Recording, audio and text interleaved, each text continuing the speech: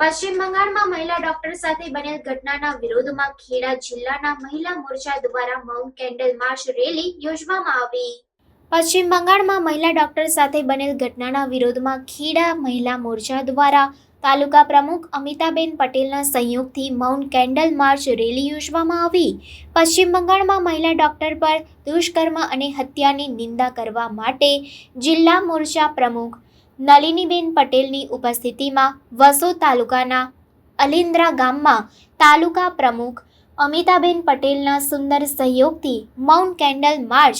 Rally કરવામાં આવી હતી, જેમાં મહામંત્રી ધર્મિષ્ઠાબા મહિડા, મંત્રી દર્શનાબેન સુથાર, માતર વિધાનસભાના તમામ મંડળના પ્રમુખ, મહામંત્રી ટીમની બહેનો તથા ગામની મહિલા તથા દીકરીઓ આ કાર્યક્રમમાં સહભાગી થયા। ભારત માતા કી જય, વંદે માતરમ। ખેડા જિલ્લા મહિલા મોરચા પ્રમુખ નલિનીબેન પટેલ। આજે અત્યંત દુઃખ અને ગુસ્સા સાથે કહેવું પડે છે કે આરજીકર મેડિકલ કોલેજ અને હોસ્પિટલની કલકત્તાની અંદર એક મહિલા ડોક્ટર પર ક્રૂર બળાત્કાર ને હત્યા તાજેતરની એક ઘટના છે। આ ધિક્કારપાત્ર કૃત્ય પશ્ચિમ બંગાળમાં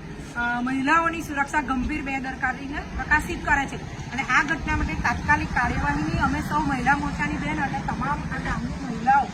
અમે પોતે માંગ કરીએ છીએ અને અમારી આ કેન્ડલ માર્ચ જે હમણાં અમે અહીંયાથી કરવા જઈ રહ્યા છીએ અને કરીએ છીએ તે મહિલાઓની સુરક્ષા અને ગૌરવને ખાતરી કરવા માટે પશ્ચિમ બંગાળની રાજ્ય સરકારને આ નિષ્ફળતાનું અમે પ્રદર્શન કરવા માંગીએ છીએ અને તમામ મહિલાઓ આ જે આપણે મમતા બેનર્જી જે પશ્ચિમના બંગાળના જે એક મહિલા છે છતાં પણ જો મહિલાની